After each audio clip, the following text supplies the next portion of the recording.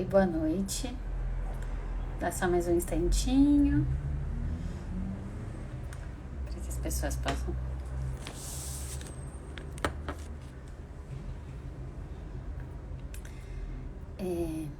Eu quero agradecer a disponibilidade, a presença aqui de vocês hoje. E para iniciar a nossa conversa sobre o tema da compaixão, primeiro eu vou pedir um minuto para a gente se disponibilizar em conexão com o nosso mentor, nosso companheiro de jornada que nos auxilia. Vamos agradecendo a toda a equipe espiritual e de sustentação do Espaço Espírita Hamed. E assim, mais conectados, a gente começa a nossa conversa de hoje falando sobre compaixão. É um tema extenso e me parece que sempre importante de ser trazido à tona, lembrado e explorado, porque está aí uma circunstância que a gente sempre pode se aprimorar nessa jornada, que é o tema da compaixão. Esse tema, ele tem como referência um capítulo que está no livro Prazeres da Alma, e lá Hamed psicografa um capítulo que tem o título Compaixão. E ele começa nos dizendo que ter compaixão é possuir um entendimento maior da fragilidade humana. Quando nos tornamos mais realistas, menos exigentes, mais flexíveis com as dificuldades alheias. Então, de início, a compaixão é esse exercício de compreensão sobre o outro. Quão exigentes, quão julgadores, quão rígidos nós somos no trato e no convívio com os demais. Então, logo para iniciar o tema aqui, como é estar no convívio e ser uma pessoa mais maleável no trato. Porque nós vamos assumindo uma postura muito rígida, estabelecida sobre a maneira com que a gente percebe e conhece determinado assunto.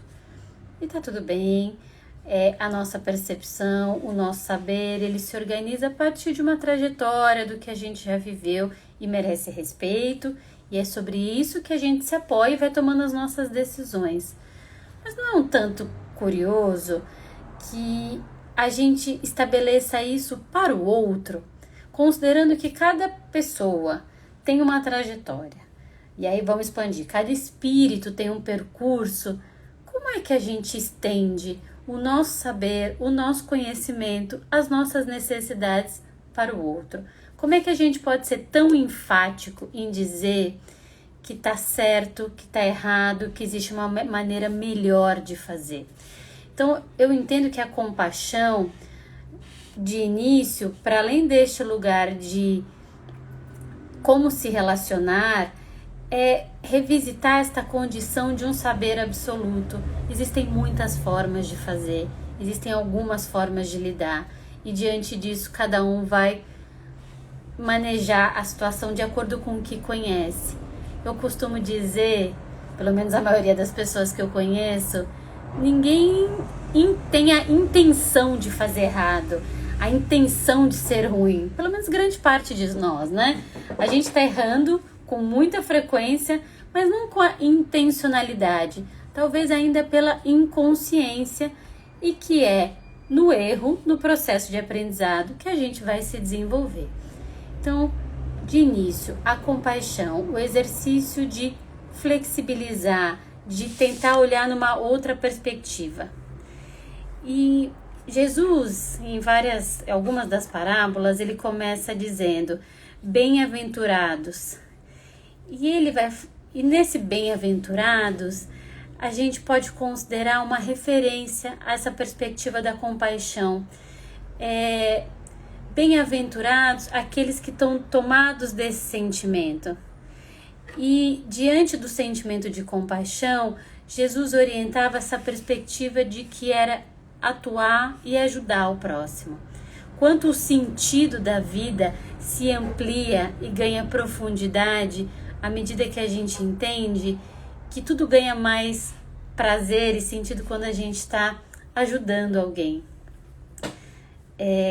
Cada pessoa tem uma trajetória e eu atuo como psicóloga clínica e tenho as minhas questões, os meus problemas também, mas me chama muita atenção porque às vezes eu começo o dia com algum revés, alguma situação e eu começo a atender as pessoas e me concentro no que elas estão dizendo, no que elas estão compartilhando e por vezes elas trazem suas dores e suas dificuldades e no decorrer do dia, nessa conversa, nessa presença com o outro, aquilo que era tão provocador e difícil no começo do dia vai perdendo em intensidade e às vezes eu me pergunto, falo, nossa, mas eu tava tão irritada, era com o quê mesmo? Tem esse tamanho? Tem toda essa relevância? Então eu entendo que Jesus, quando nos chama de bem-aventurados, ele está fazendo referência de como a compaixão, de como o cuidado com o outro trata a nossa alma. Quanto é nesse exercício de auxílio e de partilhar que a gente cuida da gente, quanto o que era grande, o que me tomava, vai perdendo sentido porque eu vou vendo outras realidades e às vezes a própria conversa com o paciente me faz entender uma etapa daquele problema que eu não tinha compreendido antes. Quanto esse exercício do ajudar, ele é curativo e ele é potente para todos nós. Não é incomum alguns espíritos que desencarnam, que às vezes psicografam ou passam algumas mensagens. E dia desse mesmo eu li uma mensagem em que o espírito fazia referência ao desencarne dele e como para ele estava muito difícil aceitar como aquilo se deu, na circunstância que se deu. E aí ele conta que em um dado momento ele é convidado a ajudar um outro grupo de espíritos que precisava de amparo. E ele diz quanto isso libertou a alma dele da mágoa e do rancor, porque foi na situação de ajuda ao próximo que ele pôde expandir e entender a situação dele. Portanto, bem-aventurado. O bem-aventurado é um agente da paz. É um agente da paz porque a pessoa disposta na compaixão e no auxílio, ela vai se dando conta da necessidade de auxílio, mas não de resolução ou de resposta a alguém. Não nos cabe nos deparar com as pessoas que estão passando por alguma dificuldade e assumir uma postura muito impositiva, como eu estava mencionando no início da nossa conversa, de dizer ao outro o que está errado, o que deve ser feito e qual resolução é adequada. Isso é autoritário, isso é impositivo. Mas diante de uma pessoa em dificuldade, quanto a gente pode se disponibilizar em ajuda, compreendendo numa conversa, numa escuta, o que eu posso oferecer, que seria um auxílio para aquela pessoa. Porque, eu quero ajudar, mas eu quero ajudar do meu jeito, na minha hora, no meu tempo. Isso não é compaixão. Isso é o que a gente aqui na espiritualidade chama de salvacionismo, quando a gente está disposto a salvar o outro, mas na intencionalidade de dizer qual é o caminho certo.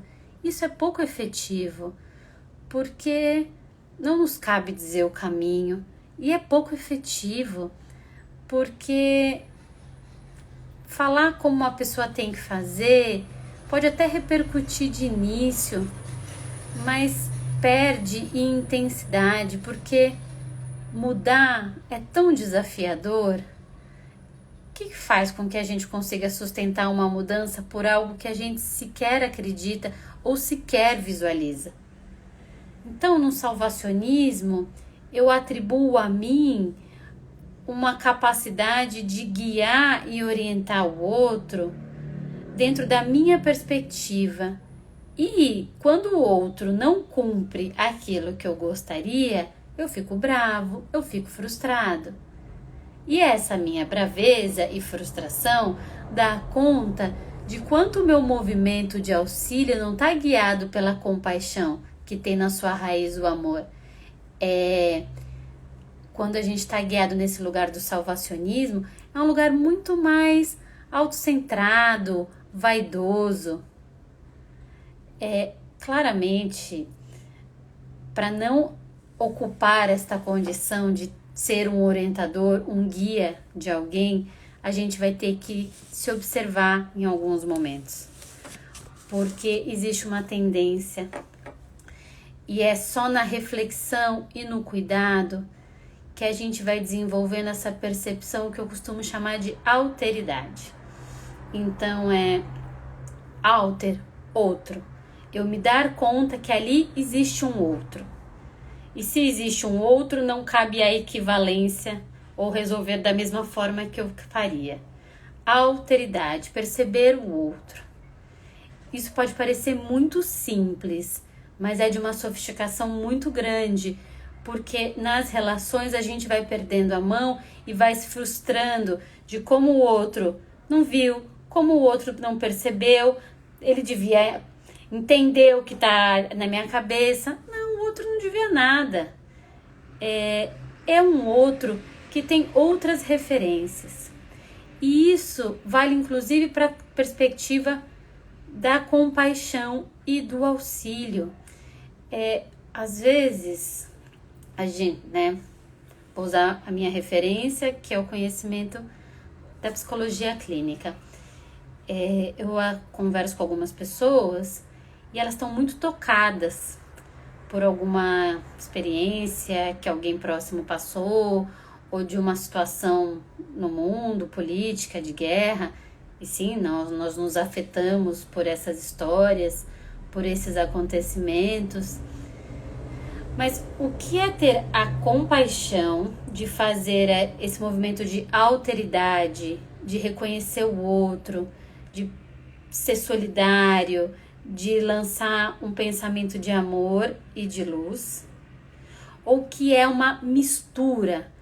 Então, às vezes, a gente tá lá chorando, dizendo que tá muito tocado pela situação do outro, mas fica difícil entender se eu tô realmente tocado e sentido pela história do outro ou porque eu me misturei naquela história. Então, quanto determinada a situação me toca porque lembra uma história da minha vida, e aí eu já sei como é difícil viver aquilo, e aí eu já tento estabelecer uma resolução para aquela história, crio toda uma narrativa e argumento que é um ato de compaixão.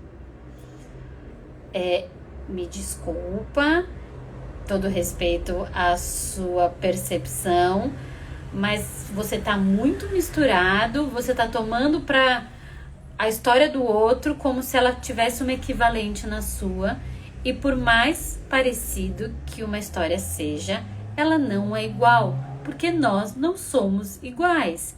E o que me toca de uma forma não vai tocar o outro da mesma forma. Nem mais, nem menos, mas diferente. Então, o ato da compaixão, ele é muito associado à empatia, a ser empata. Mas eu entendo que a gente deveria cuidar um pouco mais quando a gente fala de empatia.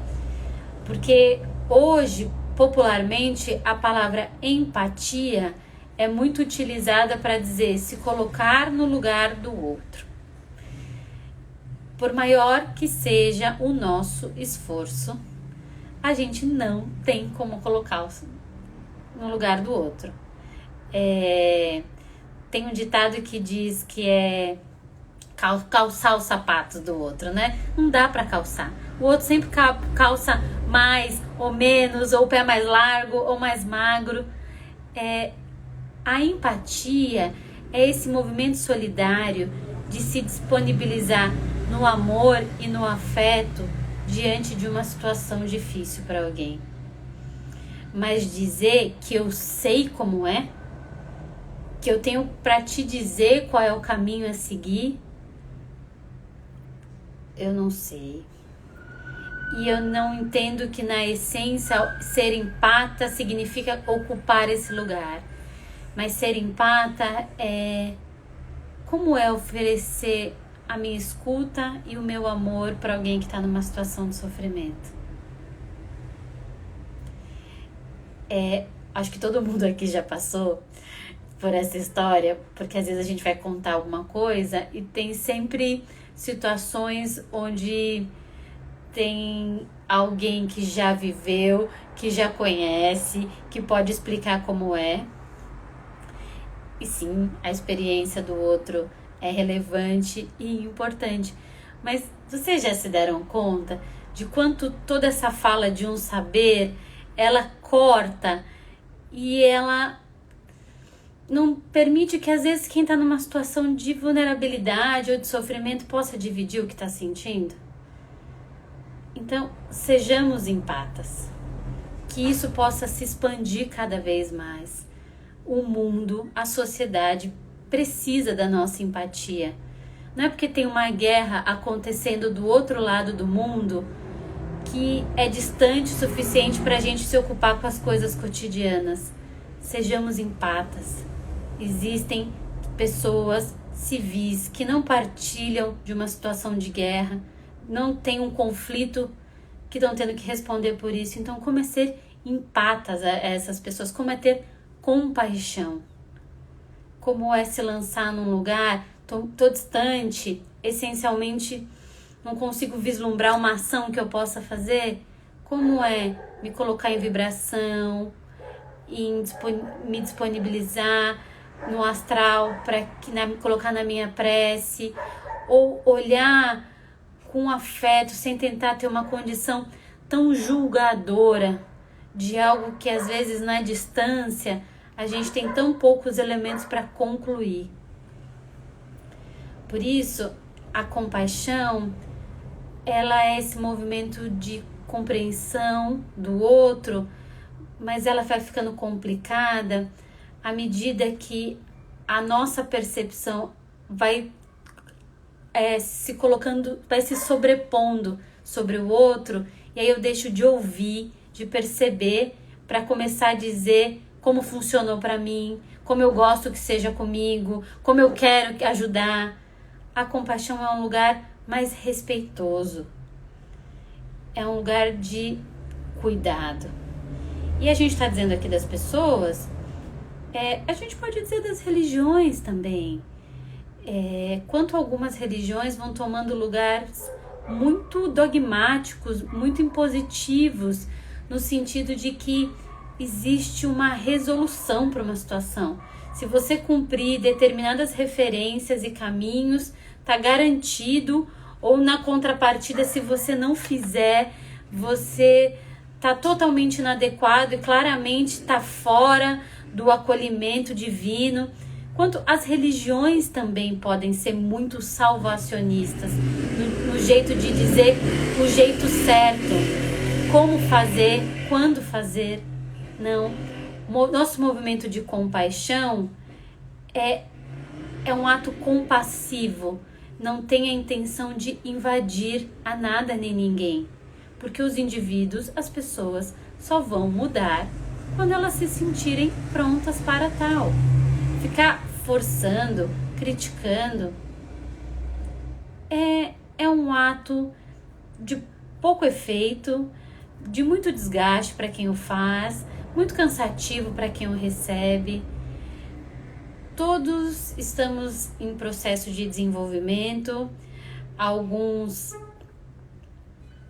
vivendo, cada um aí na sua etapa, no seu processo, determinadas pessoas num grau de maior consciência, mais dispostas a ouvir, a trocar, mas nada desse lugar impositivo, limitador, rígido. A compaixão é esse ato de se ligar em coração com alguém.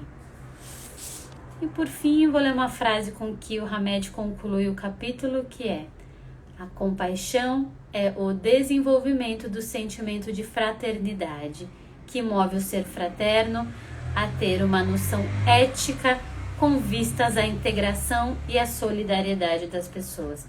Então ficou difícil? Tenta se orientar e se apoiar nessa perspectiva ética, porque a ética, ela é clara. Nos tempos de hoje, a gente se perde em meio às nossas emoções e confusões, mas o saber, a orientação tá dada, a gente já sabe o que é certo, a gente já tem conhecimento para avançar numa direção melhor consigo mesmo.